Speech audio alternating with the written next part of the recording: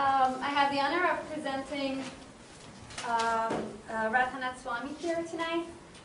In 1915, Radhanath Swami was born into a middle-class Jewish family in Chicago. At age 19, he set out to wander the world in search of a connection to God. Today, Radhanath Swami is one of the world's premier spiritual leaders with public appearances that draw thousands of followers. Apart from being a renowned exponent and teacher of Bhakti Yoga, Swami Radhanath is highly recognized for his humanitarian efforts and for initiating a number of acclaimed social action programs, including a hospital, schools, an orphanage, an eye clinic, eco-friendly farms, and his charity, midday meals, which feed more than 260,000 people of food to indigent children daily. His contributions to the society are so vast that they have earned him a celebrity-like status. He travels frequently, giving lectures and is invited in presentations and workshops at universities, businesses, communities, yoga, and cultural centers. He loves to interact with students.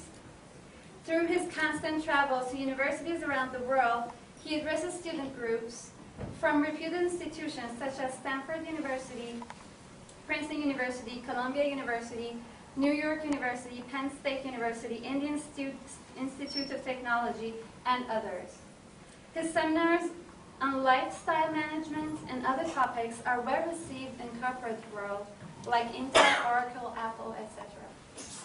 His journey to search for the absolute truth is filled with bizarre characters, mystical experiences, and dangerous adventures. The story is recounted in his recently published memoir, The Journey Home. Thank you for being here. Thank you.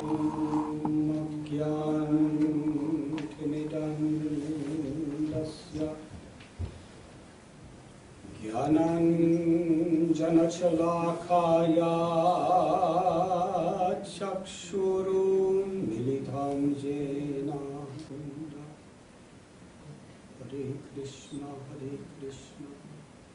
Krishna Krishna, Hare Hare, Hare Rama, Rama Rama, Hare Hare.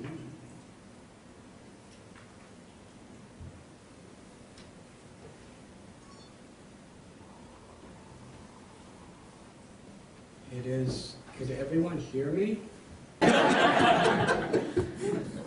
I am very, very honored and grateful to be with all of you once again here at Harvard University. I was asked to speak on the subject of ethics in leadership and management. Perhaps this is the most essential and also most lacking subject in our modern educational systems throughout the world today. Because education is the greatest power. Knowledge is a strength that has moved society since the beginning. Knowledge that is utilized by those who have high values can create the greatest benefits for the world. And knowledge that is utilized by those who have no real ethics could cause the greatest confusion and damage to the world. If we look at the really serious problems of the world, they're not caused by the simple field workers who don't have an education. They're caused by very influential, powerful people who have knowledge and charisma. There's a simple analogy that everything in this world is neutral, and its value is according to who utilizes it. An example, a knife. Someone will pick up a knife and cut another person's throat and steal everything they have. That's a thief. Another person will pick up the same knife and perform a surgery to save a person's life. That's a doctor. So is the knife good or is the knife bad? It's all simply dependent on whose hands it's in and what their ethics are, what their values are.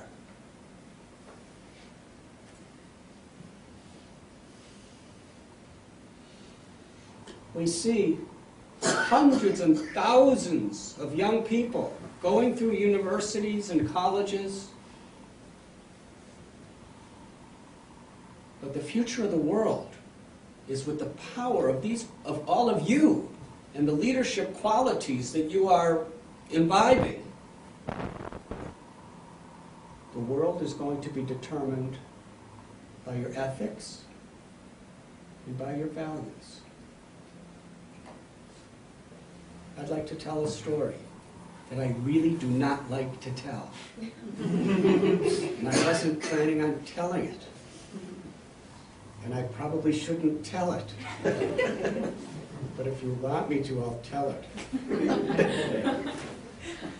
you want me to? Yes.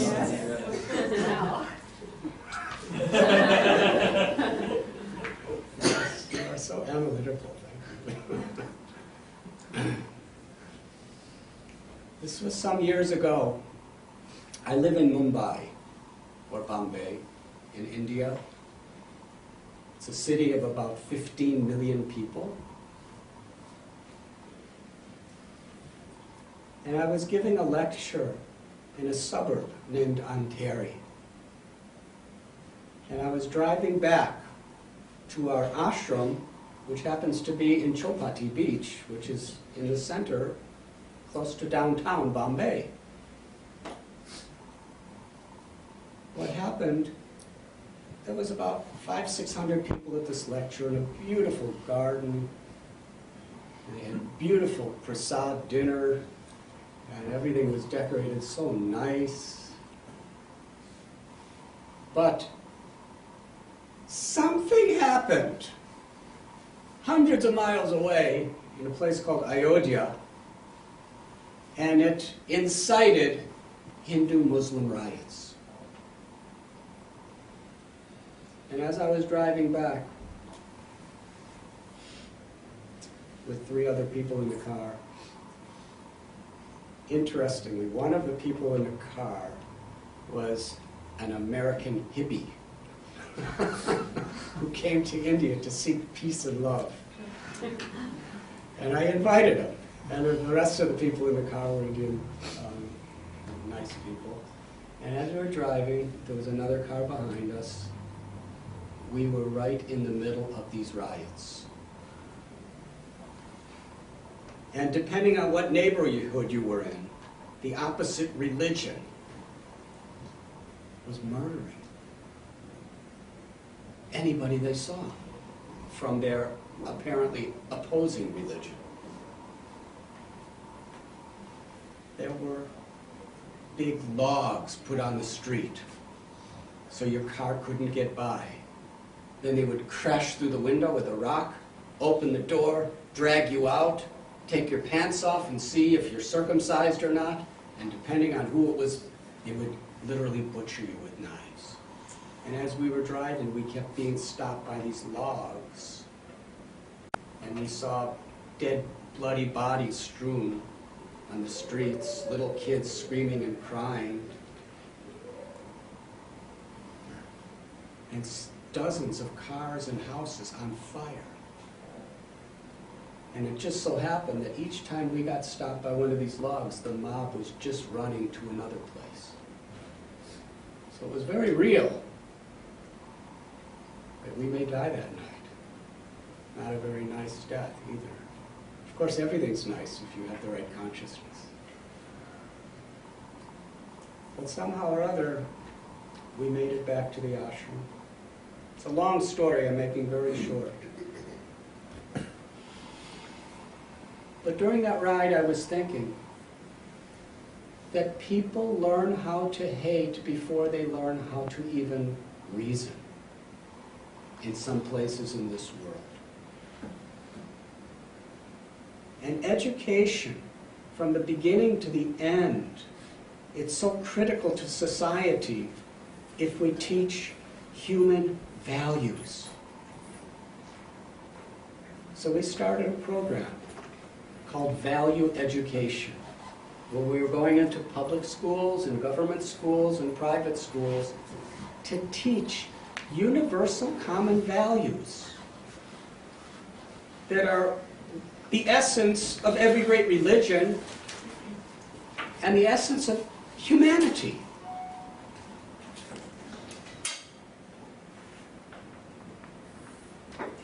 And we found, from different traditions, from different spiritual paths, analogies and stories to illustrate the same basic common values of human character. The basis is to love God and love your neighbor as yourself. And every living being is our neighbor. As we excavate our own inner essence, our own spirituality, naturally we will feel compassion and respect for every living being. And without that, we could use these incredible tools of sciences and technologies and arts and knowledges to just be another part of the problem of the world. From a scientific point of view, Albert Einstein had said that we cannot solve our current problems with the same level of consciousness that created the problems. It's not just a matter of political laws. They help, but they won't really solve the problem. It's not just a matter of advancements in science and technology. The economic problems, many of the political problems, and many of the health problems of the world are very much created by a deficient condition of consciousness. And unless we change the consciousness, we don't really solve problems. From a medical perspective, if you have boils on your body recurring, it's important to symptomatically treat them by putting compress, maybe taking some antibiotics or taking some Ayurvedic mixture, whatever it may be. But as long as the root of the problem, a disease in the blood, is not purified, then however many symptomatic treatments you do, you're just going to keep getting boils.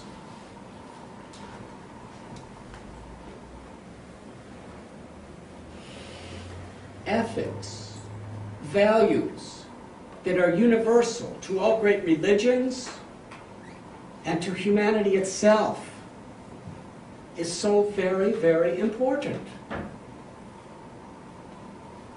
Martin Luther King, back in my days of the 60s being a student in college, he said that the irony of our times is we have guided missiles, but misguided people.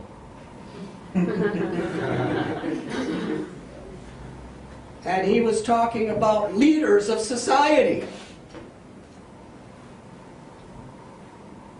Interestingly, recently I was invited to some really unusual places for little old me. I was invited to the international headquarters of the HSBC Bank in Canary Wharf in London a few weeks ago, or about a month and a half ago, and I was asked to speak to 850 bankers. And it was a formal event where they were all in very elegant suits and ties and evening gowns. I was like, I only have one set of clothes style. So when I began my speech, I was just honest. Because I really find when we're honest, when we're not trying to be something or someone that we're not, then we can actually affect people's hearts. So I expressed how grateful and honored I was that I have been invited to speak at one of the greatest banks, to many of the greatest bankers in the whole world, especially since I haven't had a bank account or signed a check since 1969. And these bankers looked at me like I was an alien from another planet. They couldn't believe anybody could exist without a bank account. But it was effective. It was honest, but they thought of me to be such a harmless person that they opened their hearts to hear whatever I said.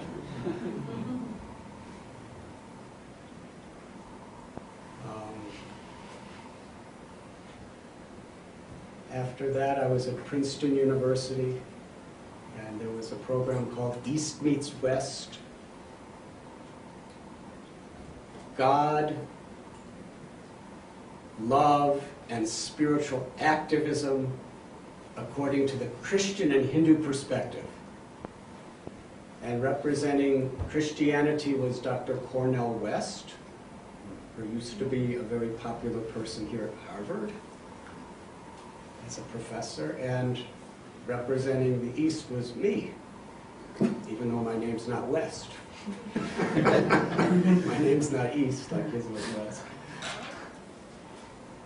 And it was interesting. He gave a very dynamic, powerful talk. We were going back and forth. And at one point he said this, one of the great problems of our society today in America is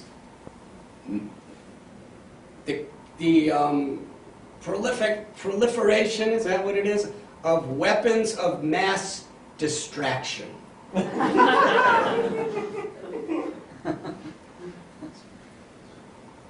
What really is important? What is really critical in life? And after that, I was invited to Beverly Hills, California, to the Milken Institute Global Conference. Mike Milken invited me to give a morning meditation there every day and to meet all sorts of people. And I went to one panel of some of the top business and sport leaders in the world because they invited me to come. And interestingly, at the summit of the program, Mike Milken and Steve Wynn, who owns all these casinos and hotels in Las Vegas, they quoted Mahatma Gandhi 4 times in their explanation of real leadership. And what they were emphasizing is real leadership means living with human values, to actually serve the people that you're leading. And I was very amused and amazed. Don't worry about it, just leave it outside. Could you all hear me all right? Yes. What was really amazing about this is these were principles that I was learning from the scriptures and from the great saints. I remember when I first met my Guru Dev, A.C. Bhaktivedanta Swami Prabhupada. He had already had tens and thousands of followers all over the world. He left Calcutta on a cargo ship with only 40 rupees, which is equivalent to $7 in those days. And actually, when he got to America, he was 70 years old. He had just had 2 heart attacks. He knew no one here, and no one wanted rupees. He couldn't even exchange them.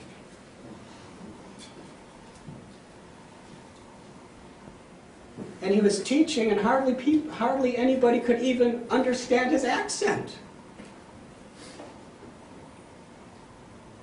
But because they felt from his heart such genuine concern, such genuine care, such genuine love and compassion, that they really opened their hearts to try to understand the message.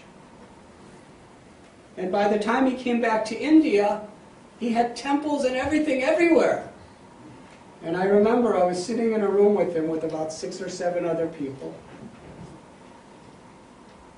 And one person asked, "Swamiji, are you the guru for the world?" And he put his head down with great and genuine humility. And he said, "I am just the servant of everyone. That's all." But I saw how tens and thousands of people were willing, hundreds and thousands of people were willing to give their lives to assist him without even getting paid.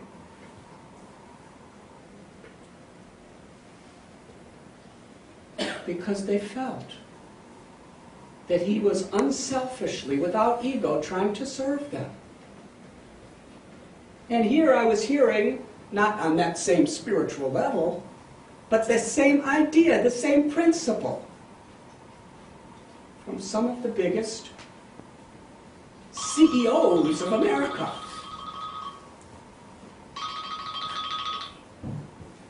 Some sort of special effects.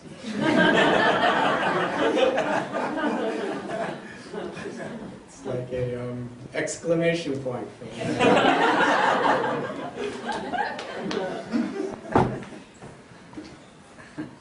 I'm going to divert from the subject and then come back in a second. Since we don't have a microphone and I don't know if you can hear me or not, I can say anything I want.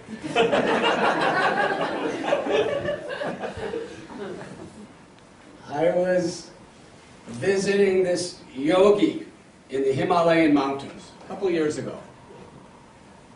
He lived in the caves of the jungles of the Himalayas since he's 15 years old. Now he's 85.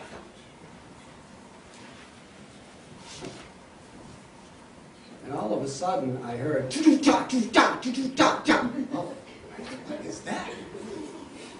And he reached in his bag and pulled out a cell phone.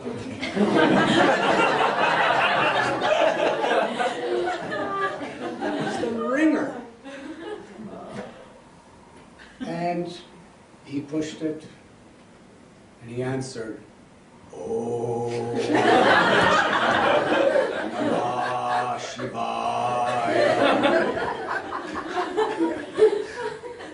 It was his lawyer calling. He had to appear in court the next day because the government evicted him and the other yogis from their caves because they wanted to develop it for tourism. It's a long story. And I said, do you like that ringer? Da, da. And he said, I hate it. He said, yogis are not supposed to hate, but I really don't like that ringer. I said, well, why do you have that ringer? He said, one of my disciples from Delhi came up and gave me this phone and said, I have to have this phone to hear from my lawyer whenever the cases are coming up. And he asked me, which ringer would you like? You have choices. And this man, Shankar Maharaj, was telling me his disciple was reading. And one of the ringers was trance.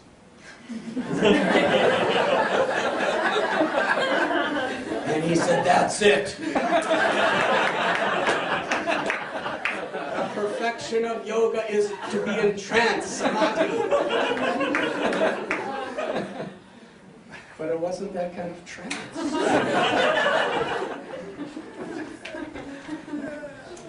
So I...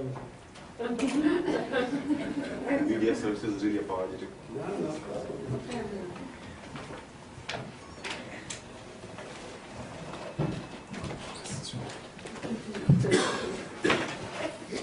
In my own personal experience, the best things in life are those that you do not plan.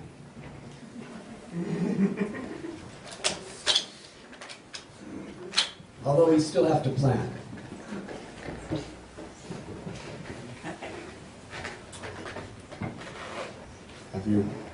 Have you fulfilled your plan? Thank you very, very much. Thank you. Let us offer our gratitude to the sound system.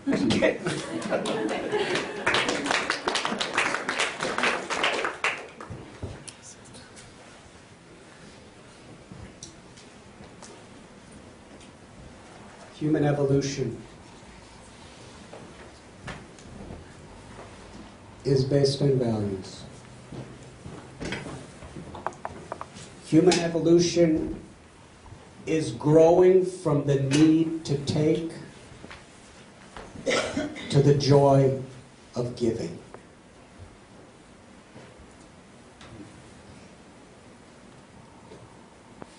Spirituality, humanity actually develops not on the criteria of how much dollars you have, what kind of house you live in, what your position or post is.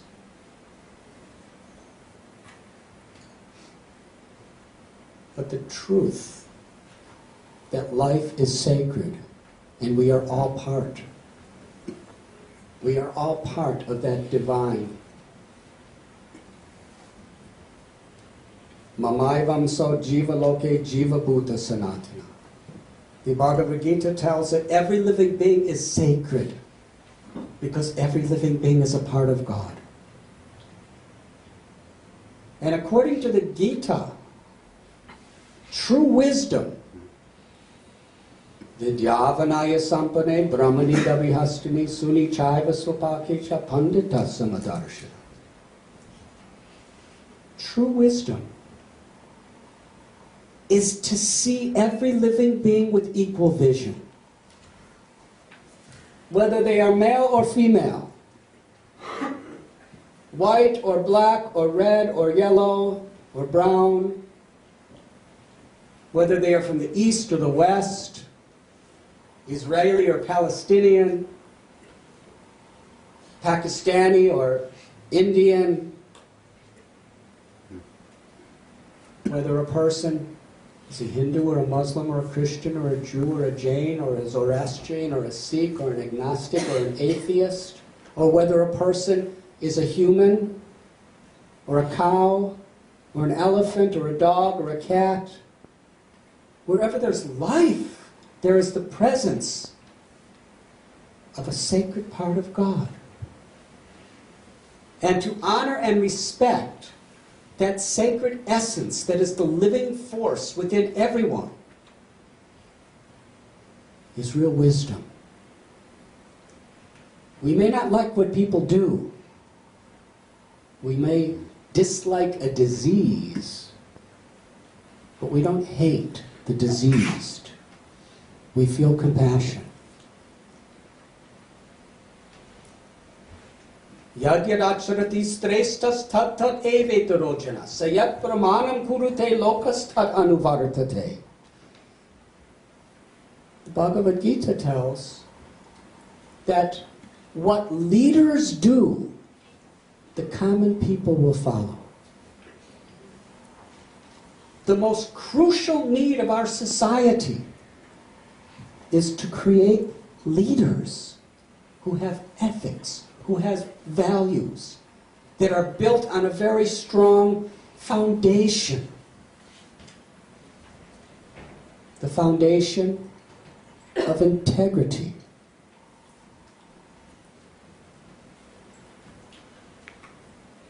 Integrity from a particular perspective is when a person, even when in the face of temptation to gain so much, or fear that one may lose so much, that person will always embrace his or her sacred ideals. Anyone could be nice when everything's nice, when you're nice. But that doesn't take a great person. There's a beautiful line that I had heard from a great saint, that one's greatness has to be estimated by one's ability to tolerate provoking situations. And we see how much havoc is happening in this world when people do not have that greatness.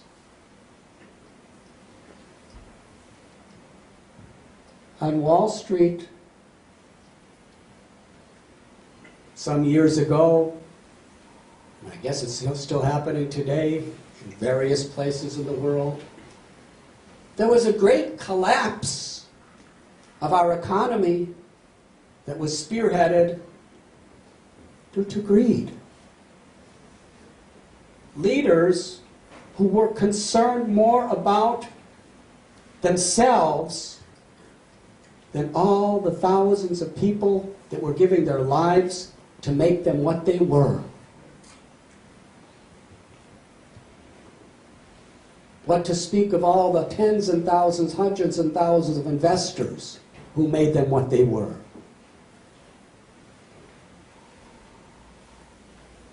Any politician to get into power generally promises the people that I am your servant. I will do your will. But the problem is, when people get to power, what happens? In Wall Street, it was about greed and arrogance and the desire for power. In politics today, it's so much about greed and arrogance and hatred in some cases. And also moral ethics. People are tested. I can get so much if I cheat. I may lose so much if I don't cheat. In India, there's so much culture of bribery because people fear if I don't get what I can now, then I won't have enough when I'm not in office. It's temptation. It's fear. And we see recently, and it's been going on as long as we know, that people in powerful positions give in to selfish passions, carnal passions, and how much, not only does it ruin their own lives, but it's such a major blow to the society. Whether it's spiritual leaders, political leaders, fathers and mothers, elder brothers or sisters, teachers, heads of corporations, department heads in corporations. Every one of us on one level or another is a leader. And when we speak about ethics among leaders and management, we're all on some level or other leaders. And how we behave, the ethics, the morals in which we mold our lives is going to not only affect our destiny, but it's going to affect so many other people who are being influenced by me.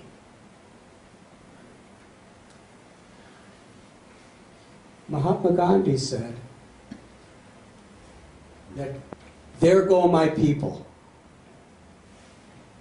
and I must follow behind them because I'm their leader.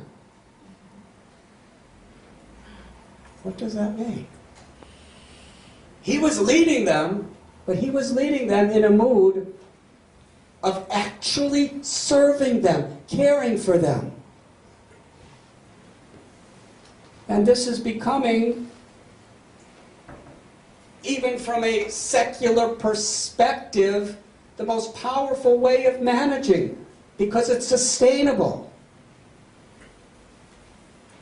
When people trust you, they dedicate themselves and commit themselves to you and to the cause.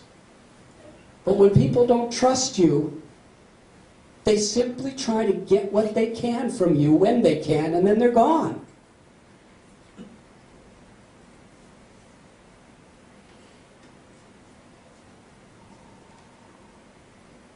There's a syndrome called penny wise and pounds foolish. If we really want to invest in the future of our own lives, the people who are influenced by us, whether it be our family, whether it be our business, whether it be our nation, that investment is that we have character, that we live with ethics and with integrity. We all have this responsibility to make a positive difference among those who are close to us and a positive difference in the world. Not only the big decisions, but the little things that we do. Actions speak very loud. St. Francis told his followers, you should constantly preach, and when necessary, say something.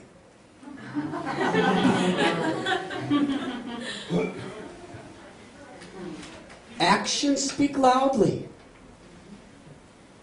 A parent can tell a child, don't smoke these cigarettes, but if the parents are smoking cigarettes, what's going to be the message of the child? Integrity means to walk or talk, to live with real values. And in order to resist and maintain that character, when the inevitable storms come in our life, a strong foundation is required. In this building, this is actually a beautiful auditorium. The reason it's so beautiful is because all of you are here. But it is a beautiful building. But how many people come into this building and say, this building has a fantastic foundation? You say the architecture's good, the windows are nice, the ventilation's good. But who talks about the foundation? Foundation is not seen, but it is sustaining everything. This is a universal principle. In the Bible it is said that build your house on rock. Because if you build your house on shifting sand. When storm comes, it will crumble. A few years ago, I was laying in my little straw mat. I have a room with mud walls and a straw mat I sleep on the floor. And I like it so much. I was sleeping there, and I wake up around 4 in the morning. So just as I woke up, I felt the floor under me going. And books started falling off the shelves, and the door shutters, because it's a 110-year-old building, the door shutters are going, and the windows are going, and we have an orphanage, and in those days it was downstairs, and all these orphan children were screaming out God's names. And I realized I was in the middle of an earthquake. And there was some minor damage done to our ashram. But just about 200 kilometers away, during the 30 seconds of that shaking, 12,000 people died. And hundreds of thousands lost relatives, lost their homes, lost everything. And we have a hospital, so the people at our hospital, took ambulances to go there and try to help, try to serve. And when I saw what happened, it was so sad. But what was interesting is whatever houses had strong foundations, there was minimal damage. And whatever houses had weak foundations, it collapsed. And there was great tragedies. So I've been talking about this foundation analogy for a long time, but it really became something very real to me. That earthquakes come in all of our lives, in different forms. Storms and winds come. And those storms and winds will give us excuses to justify why we should give up our ethics and our values, our sacred ideals for our own purposes. But what is greatness? To have a foundation that maintains that ordeals in any situation.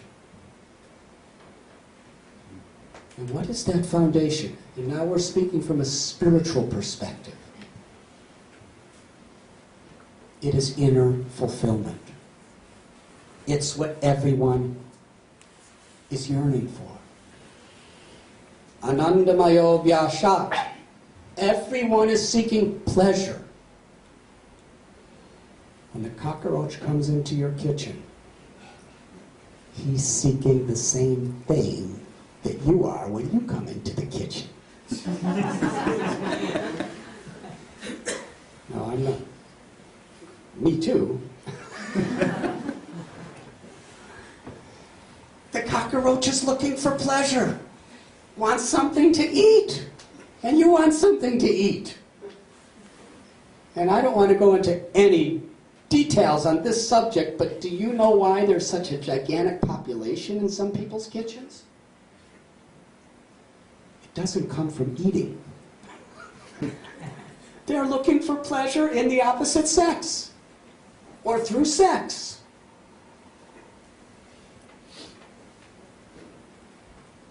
And if you go to try to do something to the cockroach, it'll run for its life just like you run for your life. Everyone is looking for pleasure. Why? Do we all have that in common? Whether we're from the East or the West, or whether we're from one religion or another religion, or from no religion, everyone's looking for pleasure. Why can't we see what we have in common? And according to the great scriptures, what is the origin of that desire for pleasure? It's the Atma. the living force that's seeing through the eyes, tasting through the tongue, hearing through the ears, touching through the flesh, thinking through the brain, loving through the heart. It's that living force that yearns for pleasure. But there's only one pleasure that can touch the heart. Things like high positions, things that money can buy, physical pleasures, these types of things can give some satisfaction to the mind and to the body, but they cannot touch the heart. The only thing that can give pleasure to the heart is love. What if you owned everything on earth and you could do anything you want, but you were the only living being on earth? Would you be happy with all these things? We're looking for relationships. We're looking for satisfaction. Even Steve Wynn, at this conference, he said that we have gigantic buildings with marbles and onyx and thick carpets and chandeliers and all this stuff, but ultimately, the only thing that'll satisfy our customers is the kindness of the employees. And this is the matter of success or failure in the long run. Because real pleasure comes from relationships.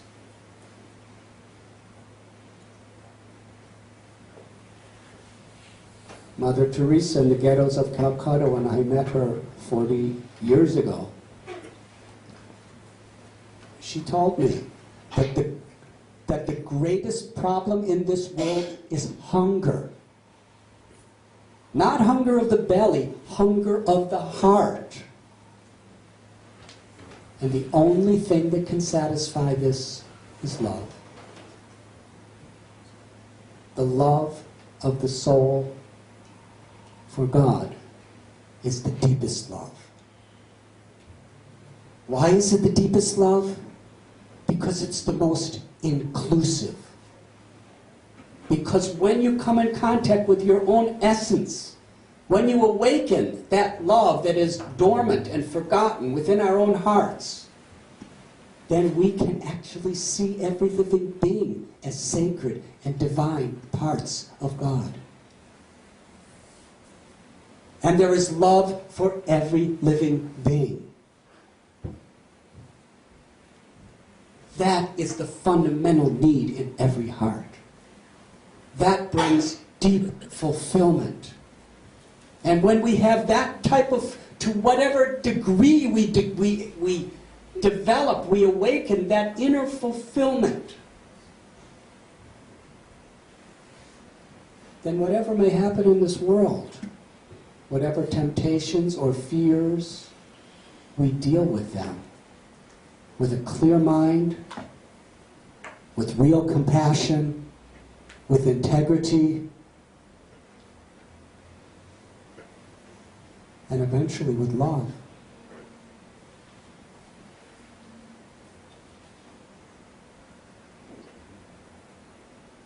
Ethics in leadership and management is a critical subject, and from a spiritual perspective, it's the deepest subject. To really, as we're developing our education, as we're developing our career, to develop that foundation through associating with people that actually inspire us to those higher values. To giving some time every day to spiritual practices that actually connect us to that inner fulfillment. That gives us stability in any situation that may come to us. Even microphones not coming on time.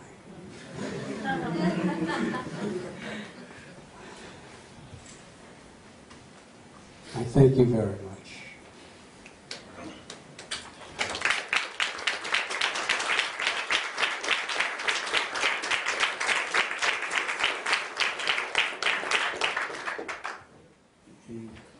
Just a few days ago, yesterday, I was with Suyoung and Veena Devi at the Boston Yoga and Kirtan Festival, and it was just a beautiful event. So many wonderful, wonderful people, and it's so nice to see this couple, husband and wife, and they're working together so beautifully to try to raise people's consciousness. And as soon as I saw my very dear motherly friend, Pragya, my consciousness was so enriched and so enlightened by her compassion, because she's really giving her life to try to help people to understand the necessity of these values. And if the students who graduate from colleges like Harvard, MIT, all of you are going to be leaders of society by the power of all the gifts you've been given.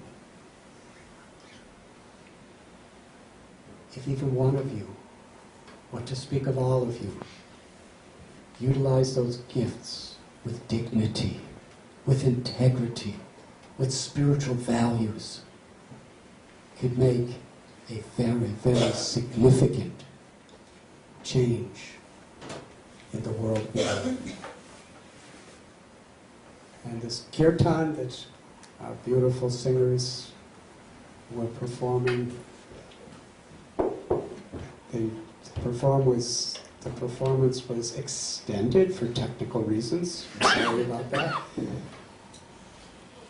But that kirtan is for this very reason. Because spirituality is not something that has to be very dry. It can be beautiful. Spirituality is applying unselfish spiritual principles of service to God and service to others in whatever we do. Playing music, studying in school, performing your occupation as an artist or an engineer or a professor or a business person or a politician. If we're guided by compassion, if we're guided by the love we find in our hearts, we could be instruments of grace. Spirituality, my path bhakti, is not about changing your position. It's about transforming consciousness from selfishness to unselfishness, from arrogance to humility, from greed to generosity, from hatred to love, from anxiety to peace. This transformation is what makes life beautiful. And as human beings, it is our foremost responsibility to ourselves, to God, and to nature and the world to perform our work and simultaneously express the goodness, the divinity of the transformation of our heart. Would anyone like to ask any questions at this time?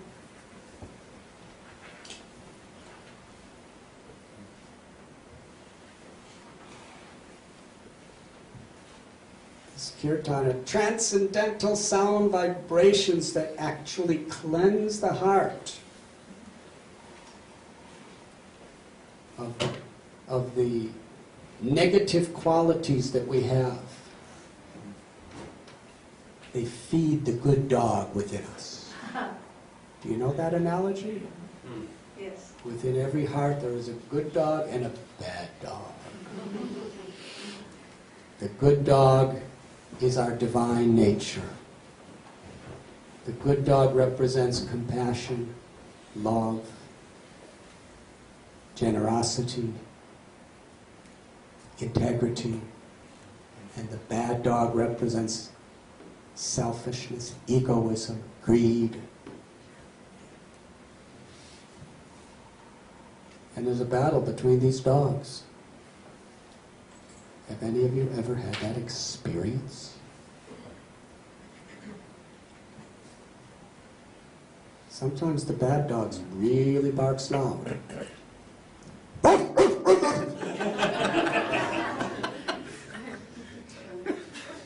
It's not an imitation, that's the bad dog in you. It's restraining the volume. And sometimes the good dogs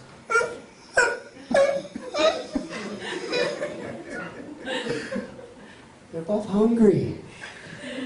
The good dog wants us to do good things. The bad dog wants us to do all selfish things. Mistreat people. Which dog is going to win the fight? The one we choose to feed.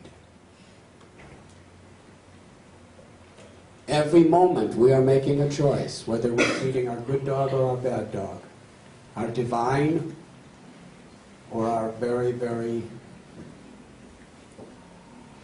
selfish nature.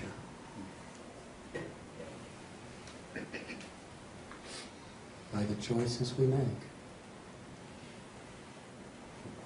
This kirtan is a meditation that nourishes the divinity within us.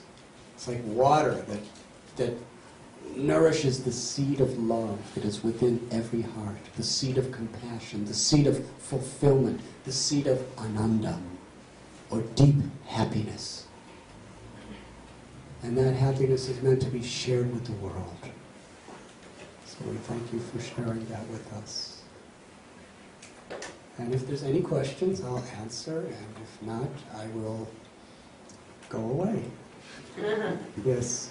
On the passage to be a loving soul, there's a lot of different feedback that we get, and some of the feedback is you have to take care of yourself, or you can't be present for others. Where do you strike a balance in that when you want to be in service?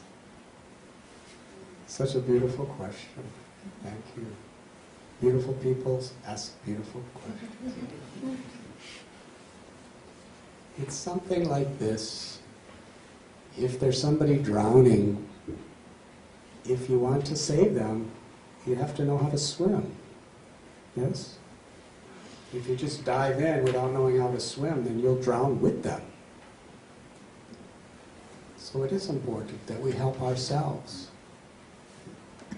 We work on ourselves to serve others, and we serve others to work on ourselves.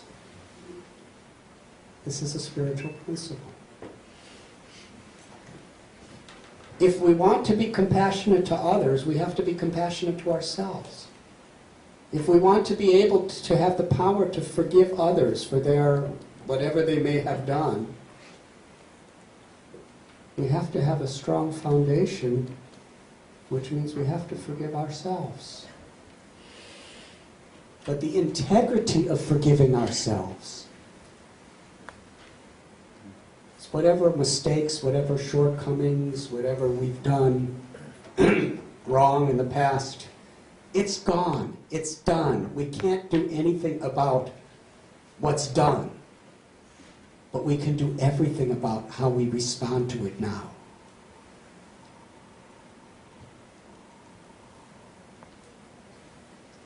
And we understand the beautiful opportunities that are always there for all of us.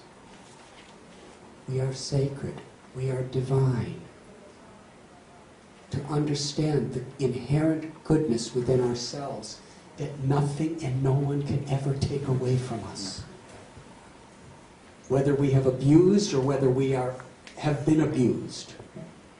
The inherent sacredness of ourselves, we cannot destroy it and nobody else could destroy it. But in order to find it, to uncover it, we have to be willing to be compassionate to ourselves. But in the process, real compassion upon oneself is not just forgiving and doing it again. That's not compassion.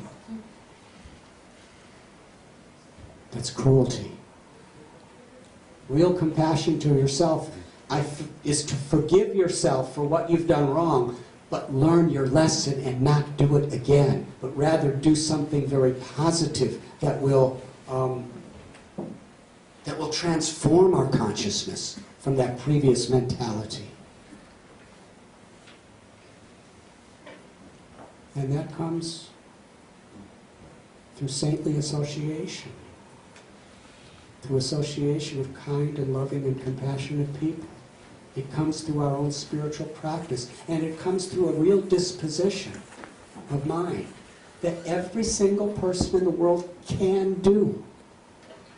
It's just a matter of making up the mind to do it. To be an instrument of goodness, to be an instrument of love, to be an instrument of grace, and to learn from our lessons of the past and transform them into positive opportunities for something wonderful. In India, I used to regularly be invited to Alcoholics Anonymous meetings, even though I was never an alcoholic.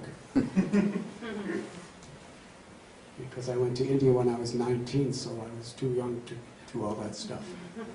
When I was in America, I'm not going to say this, but I'm going to say it anyway. You couldn't vote or drink until you were 21 years old.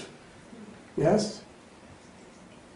But you could be, but when you're 18, you're forced into Vietnam to fight a war. So I left home. Everyone in everyone's neighborhood couldn't wait till they were 21 so they could do all that stuff. But I left home at 19 and went to India, so I never really did it. But here I was being invited to Alcoholics Anonymous meetings. And what I learned about, it's a beautiful organization. One of their basic foundational principles is you cannot do it. These cravings, these tendencies toward these destructive habits that we have are beyond us. But if we take shelter of a power greater than our own, then we can do it.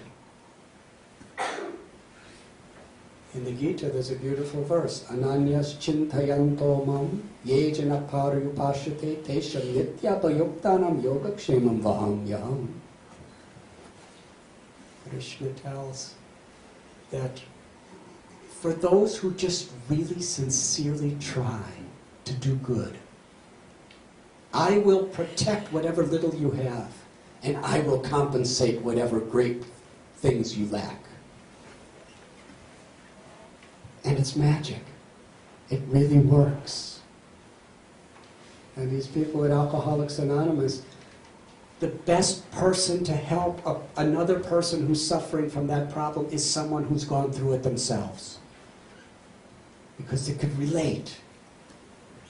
So many of the tragedies, the problems, the difficulties that we've endured in the past due to our own feeding the bad dog, or being subjected to somebody else feeding their bad dog. Yes, we have every reason to lament, we have every reason to be depressed, we have every reason to be vengeful.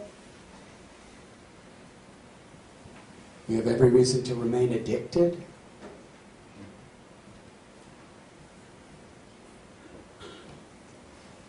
But the problem is, although we can justify it, we can't make any progress toward happiness or real change in the world. Real progress in our own lives, real growth comes when we forgive, when we're compassionate to ourselves by changing, when we're compassionate to others by a change of consciousness. And that means seeing opportunities. There's that common analogy of there's a half open glass, half full glass, or half empty glass, according to your perspective.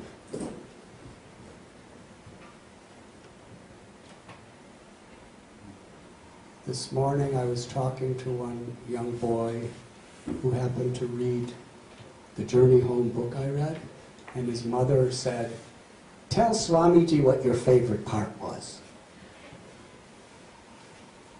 And he said, "When that mongoose was sleeping in your long hair." I said, "Do you like mongooses?" He said, "No, not at all. But I like the story." I told him, "Well, actually, after that story, I really liked mongooses." Would you like to hear the story? I'm going to make it real brief.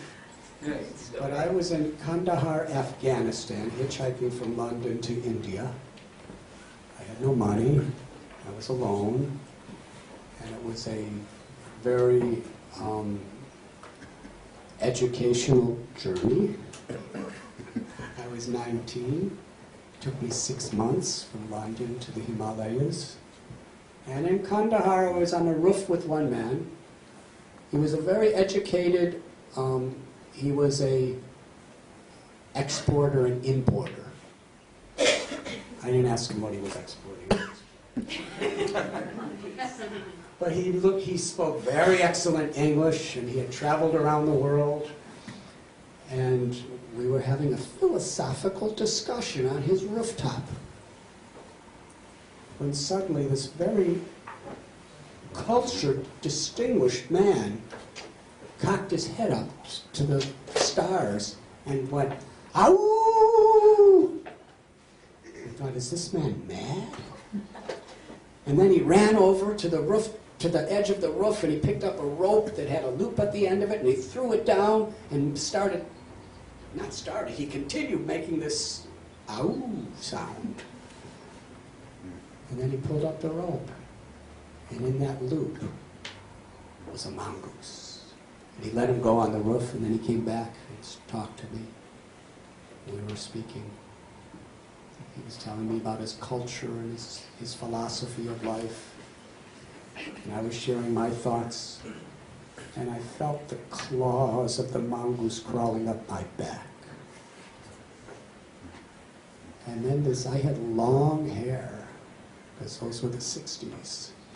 And this mongoose made my hair into a nest. And he curled up behind my neck, in my hair, and went to sleep. Should I continue?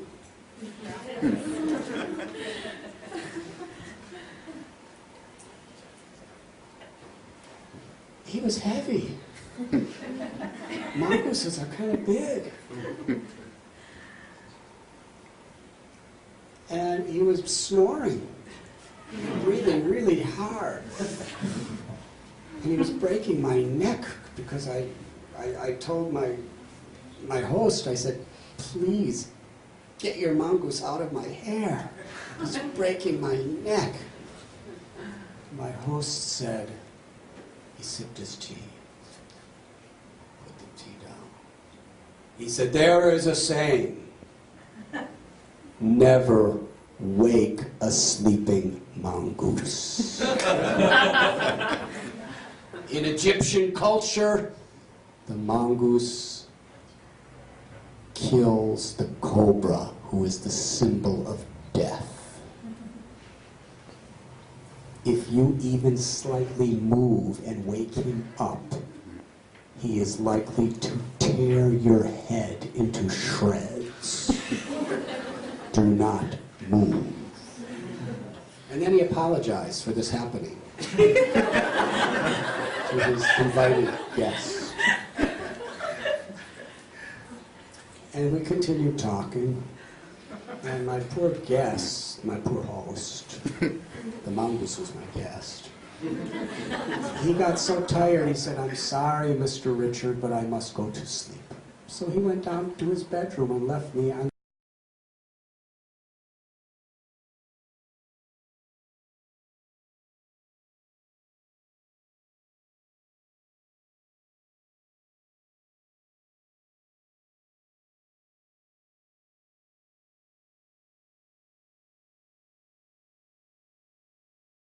the roof. He said, "Don't move until the mongoose leaves on his own." So I sat there for 1 hour, 2 hours. It was really painful, physically, but it was even more emotionally painful. Because, you know, mental pain is more significant than physical pain. Because if you're in a good mood, just like I kind of broke my foot yesterday morning, and it's all swollen up and everything, but because I'm with all of you, the pain is the same, but I'm happy, because my mental state is nice. But even if your body is very, very perfectly nice, if you're in mental anguish, you can't have any happiness. So yes, this mongoose was causing a lot of physical pain, because I don't know how much he weighed, but he was breaking my neck and he was breathing on me, and he didn't come alone. There were all these little insects that jumped out of his hair into my hair. And they were eating my scalp away. They were sucking my blood, and I couldn't even move a hand to touch them because I didn't want to wake the sleeping mongoose. I don't know if you get these kind of stories here at Harvard University. I'm telling you anyway.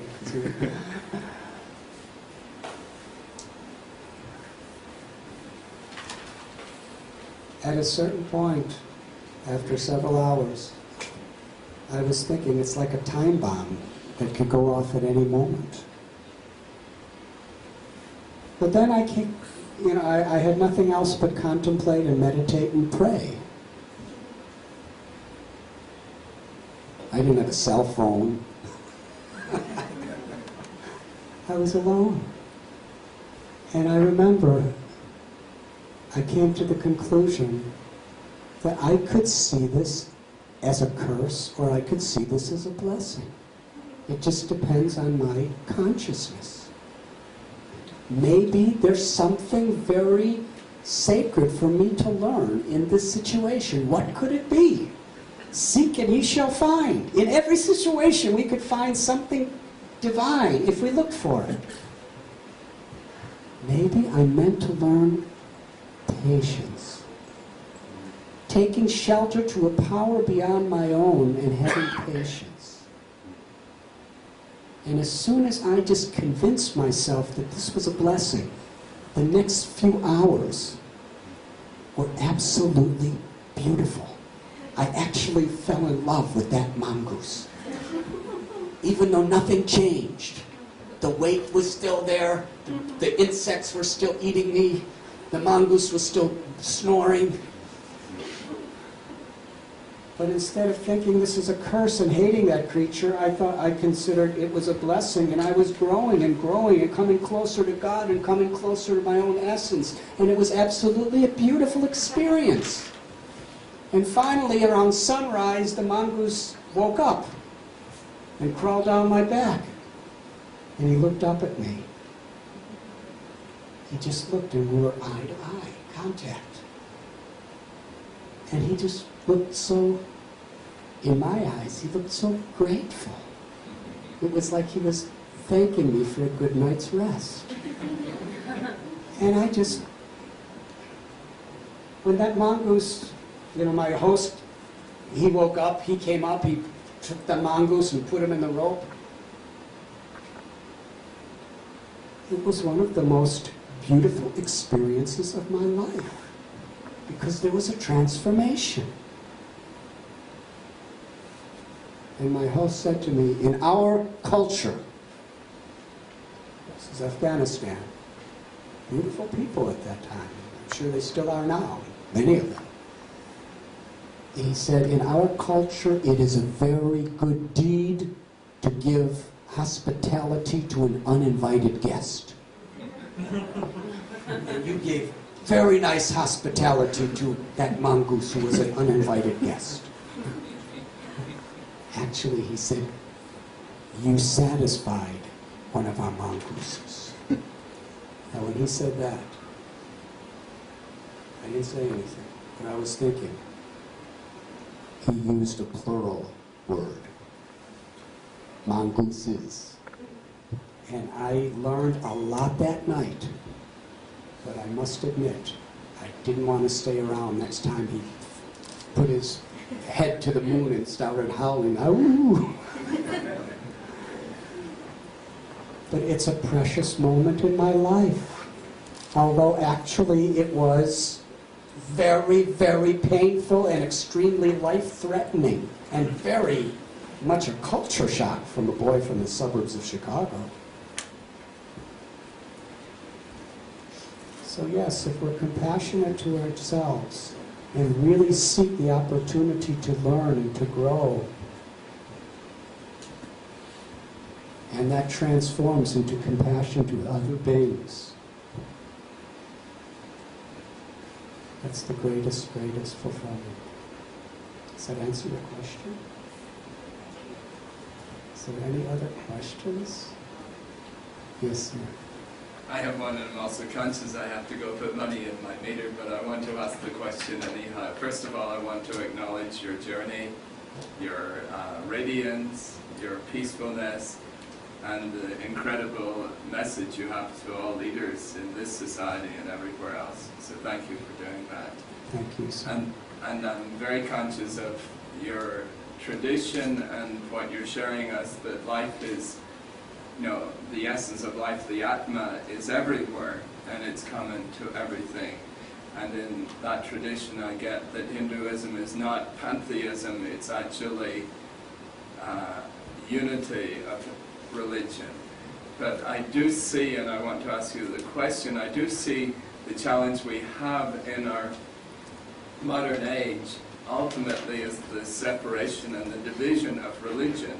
As you pointed out, going through the riots, these horrors, and yet two religions which both believe in love as the ethics of love and caring and service, and that, you know, is the foundation of all our civilizations. Wars seem to be caused by that. As a Hindu, how can you reach out to other religions? How can we avoid the separation when we have names for sects and beliefs and so on? And I'm sorry it's such a complicated question, but looking for an answer. It's a very simple and beautiful question. Thanks. It's a critical question for all of us to ask. Religion or spirituality in spirit is to create harmony and unity of the body, mind, and soul of ourself, to create harmony and unity between ourself and all other living beings, and nature, and God. And that is the foundational message of all of the great religions of the world. In the Old Testament and the New Testament, to love God with all your heart, mind, and soul, and love your neighbor as yourself. That's the first and great commandment. Not to be a Jew or a Christian. What does it mean to be a Jew in the spiritual sense, or a Christian in the spiritual sense? To love God with your heart, mind, and soul. And to be an instrument of grace in this world, as all the great prophets were. To spread love. In the Srimad Bhagavatam, there's a beautiful verse. Savai pung shang paro dharmo yato bhaktir hokshache ahoitaki apratihata yayatma suprasidati. There's only one dharma. The supreme dharma. Dharma means religion. Dharma means occupation. Dharma means the goal of life. The supreme dharma is to love God and love every living being And that love must manifest in the form of service that is without selfish motivation and without interruption by any external or internal conditions. That is the essence. That is the perfection. Saragrahi means one who seeks the essence. If we're seeking the essence, that's what we'll find. But if our ego is seeking something to hold on to and justify itself with, even in the name of religion and God, then that's what's going to happen. Terrorism, bigotry, prejudice, hatred, all of these things in the name of religion have nothing to do with religion. Religio means the Latin word to reconnect with our own spiritual essence. Yoga means to reunite with our own spiritual essence. It has to do simply with material ego, material selfishness. Using, it may be religion, it may be politics, it may be economics, it may be our particular race, our particular sex. The ego wants to feel itself superior to others. The ego wants to feel, I am right and I have the right thing.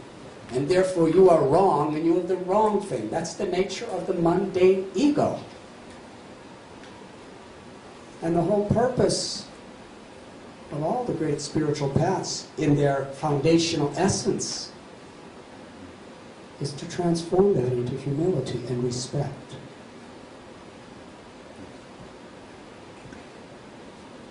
Interestingly, at that Mike Milken Institute conference, can we go back to that? Joe Torre was on the panel. He was manager of the New York Yankees.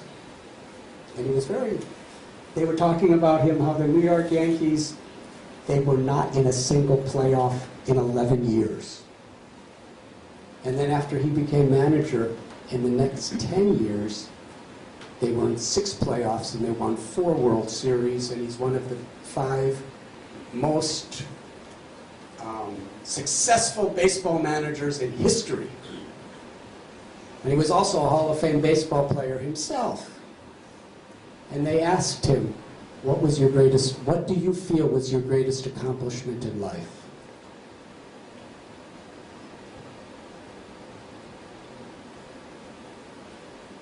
He said it wasn't winning World Series or being in the Hall of Fame. He said the greatest accomplishment in my life is when I was a child, I was seriously abused. In my family, it was such an abusive situation that just to escape from it, I played baseball. Just to forget the sufferings of my home life, I put my whole life into baseball. And that's how I became so good.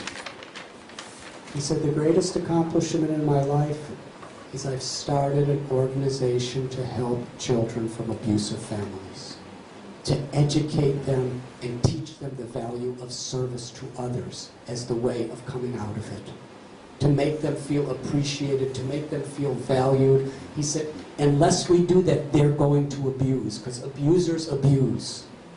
We have to break the cycle. And I see these young children, when they feel encouraged, when they feel appreciated, when they learn the value of service, they light up. That's so much greater than winning a World Series or being in the Hall of Fame. And that was his realization.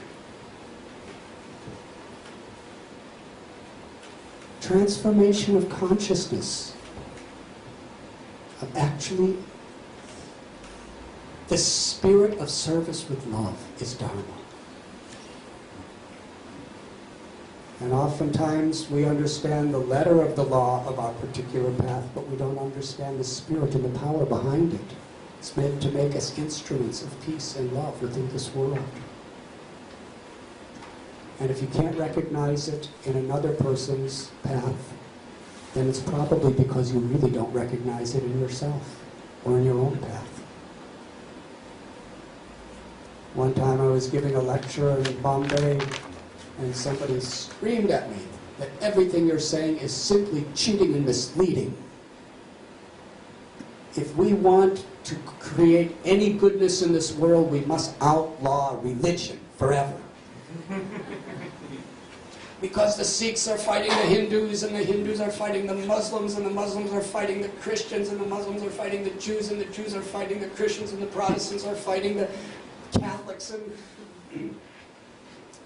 and in Sri Lanka, the Buddhists are fighting the Hindus, and every religion, there's fighting. So abolish religion. And you know something? That night when I was driving back, and I saw all that bloodshed and killing in the name of God, for the first time in my life, I remembered the words of that person in that class, and I was thinking, I understand what he's talking about in a very visual and graphic way.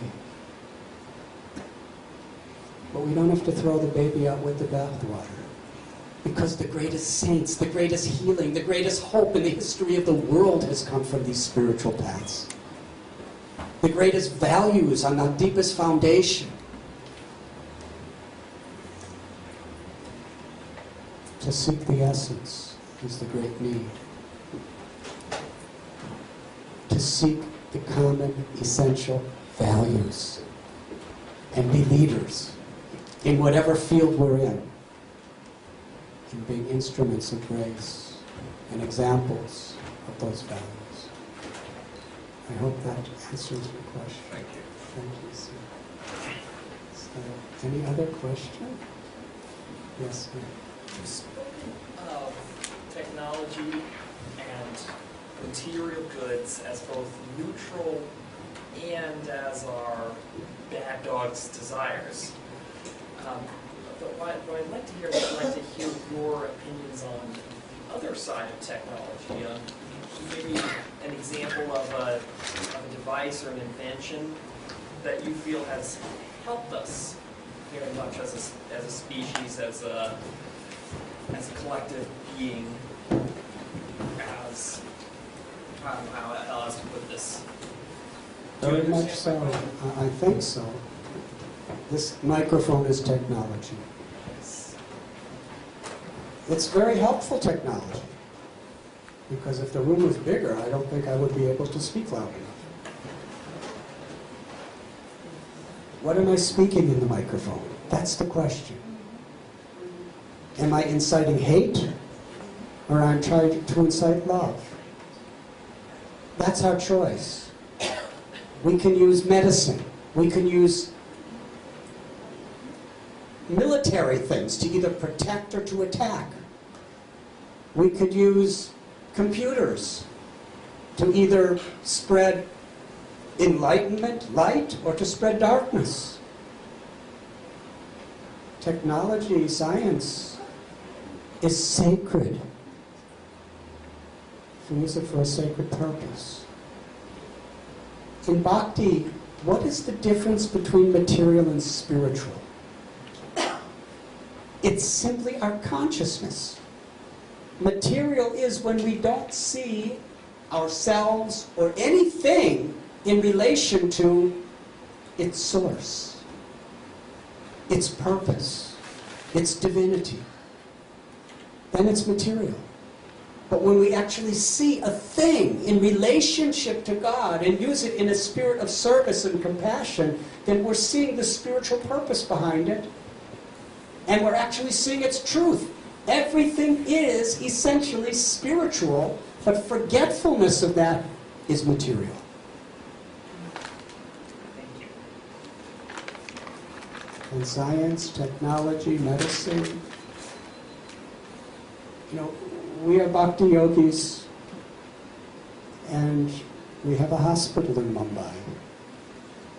And we have CT scan things and all that kind of stuff. I just kind of inspire people. I'm not so expert in all the technologies, but all the branches of allopathy, and there's a branch for Ayurveda, and a branch for homeopathy, and a branch for acupuncture and acupressure, and a branch for naturopathy, all in one hospital.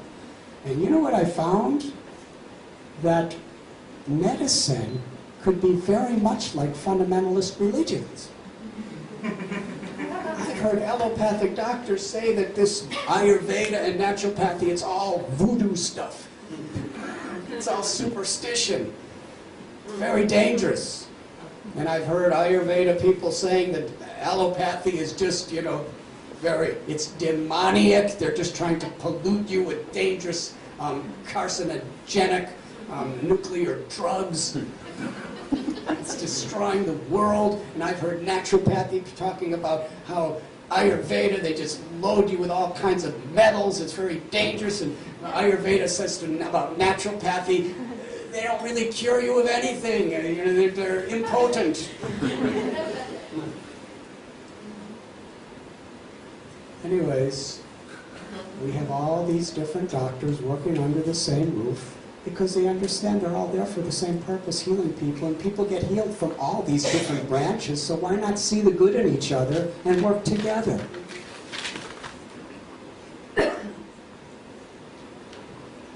Yes, MIT, Harvard. The gifts that you are being given in these universities are incredible tools to do the most incredible things in the world. But what's so important is we have the love, the compassion, and the inner fulfillment by which we use it for that purpose, so that we could be leaders with integrity. Does that answer your question? Yes. Thank you. From anxiety to peace, from greed to generosity, and from hatred to love. Thank you very much, Swamiji, for this wonderful lecture.